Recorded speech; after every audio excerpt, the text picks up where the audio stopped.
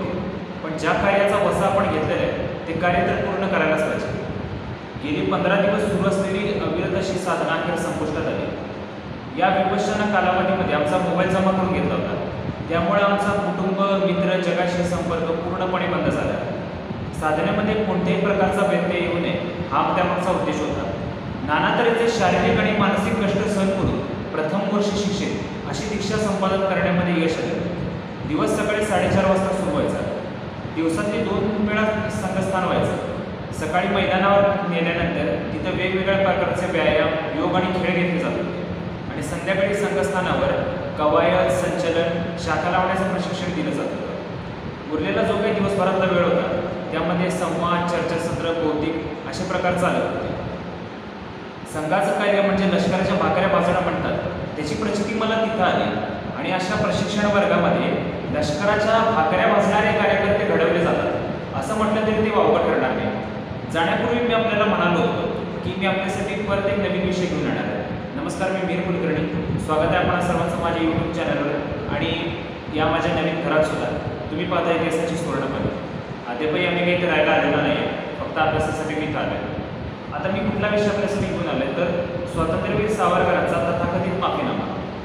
आता हा विषय घेण्याची खरोखरच काही गरज आहे का? माझं व्यक्तिशः उत्तर आहे नाही. कारण सावरकरांवर केल्या जाणाऱ्या आरोपांचं अनेकांनी पुस्तक रूपात खंडन केलेलं आहे. यदी फडके, धनंजय कीर, वाना उत्पात, डॉक्टर सच्चिदानंद शेवडे, अक्षय जोग, स्वतः मी या सगळ्यांनी सावरकरांवर लिखाण केलेलं आहे. त्यांच्यावर केल्या जाणाऱ्या आरोपांना उत्तर दिलेलं आहे. चंद्रशेखर साहनी नावाचे पुण्यात राहणारे सावरकरी साहित्य आणि विचारांचे फार मोठे अभ्यासक आहेत. सावरकरांविषयी ते सातत्याने नवीन माहिती आपल्यासमोर आणत असतात.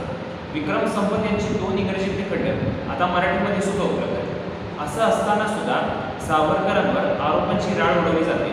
सावरकरांविषयी तुम्ही काही बोलायला घेतलं तर तुम्ही काही चांगलं बोलत असाल तर तुम्हाला अत्यंत विकृत आणि अश्लील अशा प्रतिक्रिया दिल्या जातात. सावरकरांविषयी तुम्ही काहीही बोलायला घेतलं तर माफीवीर, पेन्शनवीर अशा प्रतिक्रिया आपल्याला येतात. आता हे सगळं अज्ञानात केलं जात आहे का? जे अज्ञानी लोक आहेत त्यांच्याविषयी मी काही बोलू इच्छित नाही आहे, कारण त्यांचा कधी अभ्यास नसतो. अभ्यास करून ते कधी काही बोलत नसतात. पण आपल्या देशातला जो हा डावा वर्ग आहे किंवा लेफ्ट विंगर ज्यांना आपण म्हणतो, त्या वामपंथी गट, डावा गट किंवा वामपंथी वर्ग जो आहे तो कधीच कुठली गोष्ट अज्ञानात करत नाही. त्यांची प्रत्येक कृती आणि वक्तव्य हे with intention and pre planned असतं. सावरकरांविषयी जे काही फेक नरेटिव्ह सतत चालत असतात हे सगळे त्यांचं ठरवूनच करत असतात.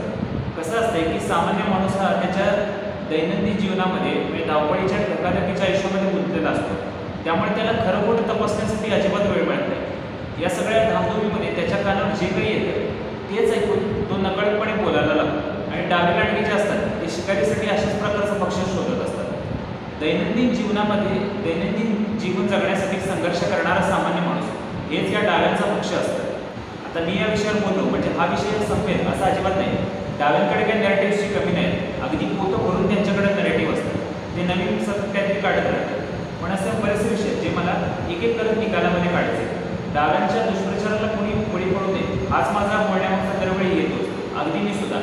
कारण वामपंथ हा असा आजार आहे की ज्याचे विषय नकळतपणे आपल्या विचारामध्ये आणि बुद्धीमध्ये प्रवेश करत असतात आणि त्याची लागण कधी होते हे आपल्याला सुद्धा कळतं.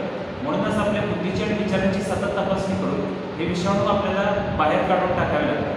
माणूस त्याच्या दैनंदिन व्यापामध्ये असला म्हणजे तो डाव्याच्या दुष्प्रचाराला सतत बळी पडतो असं अजिबात नाही. कारण विचार करणारे काही अभ्यासू लोकसुद्धा आपल्या समाजात आणि देशात आहेत. व्हिडिओ आवडला असेल तर लाईक करा, शेअर करा, इतिहासाची सुवर्णपणे सबस्क्राईब करा. मी माझी सिरीज आता लवकरात लवकर सुरू करणार आहे.